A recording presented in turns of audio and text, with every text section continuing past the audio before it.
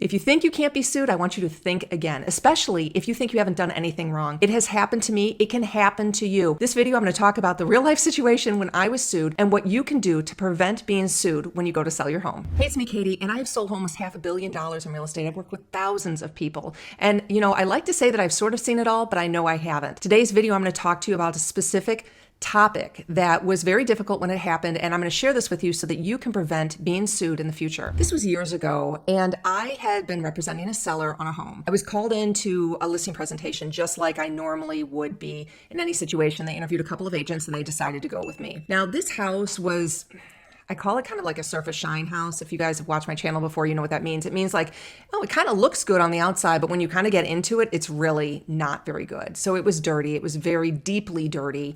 And you could tell that a lot of the maintenance really hadn't been done. I mean, they had a roof on their garage, which was it was a detached garage that had like an inch of moss on it. So you could just tell that they hadn't really taken great care of the maintenance in their home, but the house, it actually looked okay. And so I was excited to get this listing because I thought it was definitely a unique house in an area that I knew. So it took a couple months from the time I got the listing until we went live because the sellers had to do a lot of work around the house, but we eventually got it live. And what I was seeing in the house, a lot of other people were seeing too. They were coming in, they were thinking, gosh, it needs a little love, it needs a little work. While the kitchen looked good, the rest of the house, you could just tell it needed some work. So anybody who was going to buy this house was going to have to do some work. We did go under contract, and it was, I don't know, about 3 months after we had listed the home, and the buyers backed out. And the buyers backed out essentially because they were asking for a $60,000 credit, which my sellers did not want to give them. Fine, no worries. We go back on the market. You can understand that there were some issues with the house that an inspection did reveal. We went back up on the market, and a buyer came in and decided this was going to be the place that they were going to call home and raise their kids, and it was going to be their home for life. We knew they were going to do some work on the house. We absolutely knew they were going to do work on the house. In fact, their inspection came back and said the roof was old, and the roof was old. It wasn't in great condition. It was not leaking, however. But the sellers ended up giving the buyers a $10,000 credit and sold the roof as is in order for them to take the house. So the buyers knew that the roof was not in great condition, but it wasn't leaking, and their inspector verified that. So 2 years after the buyers moved in, no problems, no issues, I hadn't heard a single word, I got notice that I was being sued. I mean, I was horrified. I couldn't believe it. I had never been sued for anything. And it was really scary. I was very scared about what was going to happen. So when I read the document, it said that the buyers in their house had black mold covering all of the inside of the walls, under the carpets, in the ceiling of the whole house. And I couldn't believe it. I thought, black mold. First of all, now, as real estate agents, we see a lot of mold. We have a lot of mold tests. Most homes do have mold. It's really not that big of a deal. It's in every home. When it's heavier mold, maybe it's remediated, but it truly is just not that big of a deal. Black mold is a big deal. And in all my years of servicing homes, I have never actually seen black mold. So when they said that black mold was all over the house, I couldn't believe it because I didn't see anything like that. I didn't see any water. I hadn't seen any issues. I saw no problems with this house that would indicate that it was covered in mold. So the lawsuit didn't actually say what caused this. It didn't ever say there was a leak in the roof or there was a leak somewhere. It never really said this is what happened and this is why we have black mold. So I was never told why they thought they had black mold. In fact, I didn't really believe that they had black mold because we never saw an actual sample of the black mold. In addition, I was being sued for the fact that there was no central air conditioning in the basement. This one makes me laugh because when we are putting together our listing sheets, we give them to the sellers. We go over, we give it to the sellers, and they have to approve it and sign off on it. They did have central air conditioning. This house was kind of like a ranch a little bit, but with a walkout basement. They had central air. It was in the house. Now, I don't know if they expected there to be another unit for the basement. I mean, I don't typically see that. If I see 2 units, one might be for the first floor and one might be for the second floor. In all my time doing real estate, I have never seen just an air conditioning unit service the basement. But then he was suing me because there was no air conditioning in the basement. So you can imagine, I get this. I'm very upset because I can't understand what's going on. And how can you sue me for there being no air conditioning in the basement? There was air conditioning in the whole house. So my husband is an attorney. And when I got this, he went into attorney mode. And we had a lot of conversations, a lot of discussions. And the gist of it was, hey, just go tell the judge that this is ridiculous because I don't even know what they're saying I did. They didn't even actually say whatever we had covered up had filled their house with black mold. When I told him just to go and tell the judge that, he laughed. And he laughed very hard. And we proceeded to have almost 2 years of this because that's not quite how it works. Because anybody can sue anybody for anything. So here's the kicker. The buyer was his own attorney, a litigious attorney, and he knew that if he came after the real estate agent on this transaction, most likely I would not have any legal representation, or I would use what's called my E&O insurance. Now, E&O insurance is errors and omissions, and most real estate agents have that. It's if we do something wrong and we do need to file an insurance claim. What I don't think this buyer attorney knew is that when you allege that there's fraud, E&O does not cover it. What he wanted, I believe, to happen is to come and pound a lawsuit at me for me and my brokerage to get very scared and to say, listen, we're just going to pay the deductible on the E&O insurance, which was $5,000. Most agents have a $5,000 or a $10,000 deductible. And then it would have been cheaper for the brokerage to just settle and the insurance to negotiate out the amount with him rather than pay their attorneys to fight this out. It just did not make financial sense. So my guess is he thought he could just jam it through and get E&O insurance. So the buyers didn't really know that I had my husband as free legal counsel for me. We did not have to put out of pocket. Now, of course, he had to spend a lot of time and energy on this, and it was very difficult and it was very traumatic for us. However, I did have access basically to a free attorney, and that's what the buyers didn't realize. So when they started coming at me, we went right back at them, and it became long and drawn out. So my guess with what happened, because I never did really find out, my guess what happened with the buyers is that they had ice damming. Now, if you are in the Midwest or up north, you know what ice damming is. Ice damming is when it snows a lot. There's a lot of snow in the gutters. The gutters, if you have not cleaned them out, if you have leaves in the gutters and it snows and then the snow melts, the water has nowhere to go. And so what will happen is if you get a lot of snow and then it starts melting, it melts from underneath. It melts from underneath where the attic is. And then the water will melt and it will go down and it will go into basically the house. It will go under the eaves and into the house and down the drywall of the house. It happens a lot. Now, this is not something that's an ongoing thing. Usually if you have an ice dam, it's because you haven't cleaned your gutters out. It's not because you have an issue with your roof. Now, sometimes you might. However, remember what I said. We gave a credit for $10,000 to the buyers in order to cover the roof, which needed to be replaced. My guess is what happened is that the buyers did not clean out their gutters and they got ice dams, and they were not aware that that was not an issue having to do with the roof, but the fact that they did not keep up their maintenance. So my guess is that they had complete water coming down all of their walls all the way around the house. And they thought, you know what, we're going to slam them. We're going to get them because they did this to us. When in reality, that's not what happened. So we went through the process. I was deposed. I mean, it was very painful. And it was very hard for me and my husband to navigate this as well. And it was emotional. You know, in the beginning, I thought, well, he can't sue me. How can he sue me? I didn't do anything wrong. And my husband kept saying, it doesn't matter. It doesn't matter. So that's what I want you to think about is just because you think that you're right doesn't mean that you cannot be sued.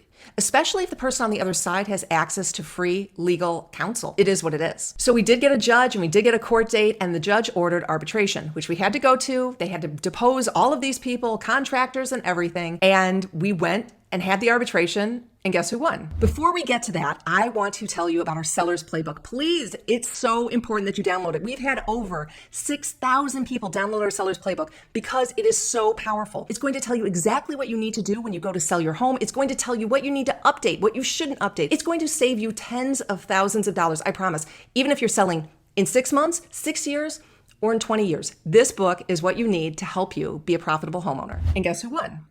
I won. Yes, I won. Because I don't even know what happened to their house. They had no facts. They had no nothing. Remember, I really believe that he was trying to slam the insurance company, but we didn't cave. We didn't give in to that. If I had to pay out of pocket for insurance, yeah, we might have settled. We might have settled for $10,000, $20,000. He was asking for $46,000, including the air conditioning that was not in the basement. I wanted arbitration. Great. Awesome. I thought we were done. But no. He continued down this path and he went back to the judge and he says, we're not going to agree to this. So we went and the judge had to look at the case, and the judge actually made a ruling that I won. Yes, he dismissed the case. Almost 2 years later, he dismissed the case. There was nothing there whatsoever. I was proven correct. This was a case just to try and basically extort money out of me and my brokerage. Okay, so now you're going to say, great, you get to sue him for attorney fees. Well, we tried. We went back to the judge and we said this was frivolous. We want him to pay my husband's attorney's fees, which were about $40,000. And what happened? The judge said no. So just because you think you can get the legal fees doesn't mean you are going to get them. We were right. I wanted arbitration. The judge determined that I was correct, but he said, no, you're not getting legal fees. Now, I know some people are going to ask, what about the sellers? Why weren't they sued? They weren't sued at that time. The buyers had sued the sellers previously, and I had not known. They had moved to another state, and so we couldn't get access to the data or the records. And I do believe that the sellers were sued and they settled. because it was easier for them just to settle. So then what happened is they thought they could come after me. Again, just because you think you can't get sued doesn't mean you won't get sued. The sellers probably thought, you know what? It's easier to give them money rather than pay an attorney and go through all of this. The net cost was going to be the same. You need to think about that. It's not that easy. And I did another video about don't get sued. And I had so many people say, I'd sue them. I'd tell them they needed to pay all my legal fees. The legal system does not work that way at all. The other thing I want to talk about is what as is means, because a lot of times people have said to me, well, you just sell it as is. That's not really what as is means. As is means you take it in the condition it is. And remember, the buyer did take that roof in as is condition. Remember, they got a $10,000 credit for that. So it was an as is condition. But what he was saying is that something else happened. Again, I didn't know what that actually was. But as is does not mean that if there's something wrong with the house and you have not disclosed it, it's okay. So you can't just say it's as is. You have to say, it's an as-is condition as you see it right now. If there's an underlying problem with the house, if there's something that the sellers or the agents did not know about or did not disclose, that is a problem. That is what as is does not cover. And so that's why he was going down the path that he was going on. So let me talk to you about how you can prevent yourself from being sued when you sell your home. First of all, the property disclosures are incredibly important. Incredibly important. You need to make sure that you're filling these out honestly. And even if you have something wrong with the house, like let's say you have a small hairline crack in the basement that leaks water every year, one time.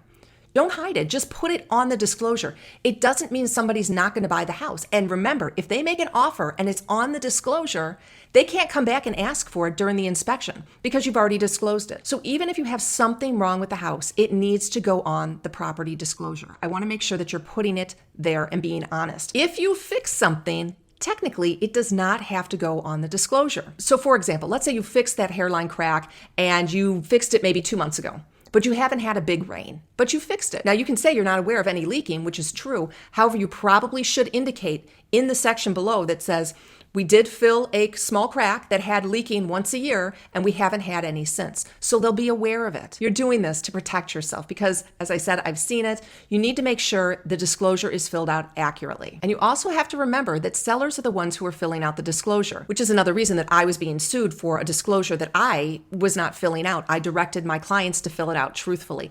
Agents do not go in and verify every single thing that's there. I mean, they told us they had air conditioning, which they did. So we included it on the listing sheet that there was air conditioning. I'm not going to go in and check to see, well, where do the vents go and all of that. And I mean, most people don't have air conditioning in their basement. I guess most people, I haven't seen air conditioning literally just in the basement.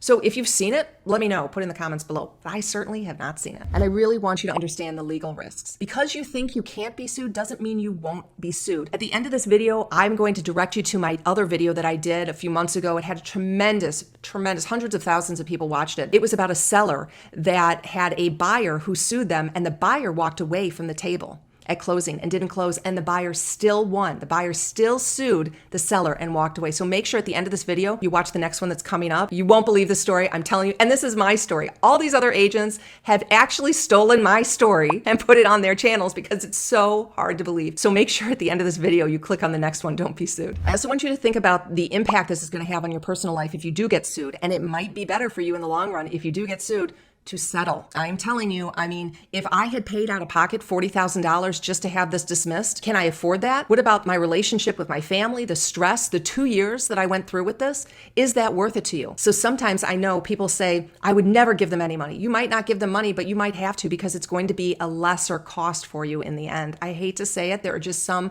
really, really bad people out there. And, you know, it happens and people are litigious.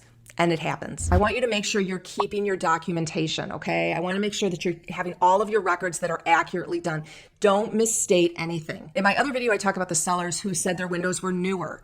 And in reality, they were 7 years old rather than they thought 5 years old. And so that's part of the issue is that you really need to make sure you can't say about, you can't guess. You need to be accurate because if you give your information to the buyers and it's inaccurate, yeah, they might have a case against you and you don't want to be in that situation. And the other thing you want to do is take some proactive measures. And that would be maybe having an inspection before you list your house. Here's a problem with having an inspection before you list your house. If you find something that is a disclosure item, you're going to have to make sure that you disclose it or fix it. Now, many of you out there, many of my viewers are the types of people who are fixing everything as they see it. They don't want to live in a house that's not updated and is not maintained. So if you are somebody who is not taking care of all of your maintenance all of the time, you might be hesitant having an inspection done because if you find something, you have to disclose or you have to fix it. If you decide to do an inspection, I think that's awesome. I think that's great because you're the type of seller that wants to make sure the house is good to go. So before you go and watch my next video, which I'm telling you won't believe this story, I want to make sure you download our seller's playbook. We have a new revised playbook. I'm so excited. If you are thinking of selling now or 10 years from now, you have to download this. The reason is because it's going to teach you how to be a profitable homeowner. You do not want to make a mistake when you're updating your house or painting your house or deciding on what agent you're going to use. Go ahead and download that today. I promise you, totally free, and it's going to be worth it for you. In addition, if you are looking for an agent, you know I have you covered. Make sure you click on the link below and I will find you an agent out there.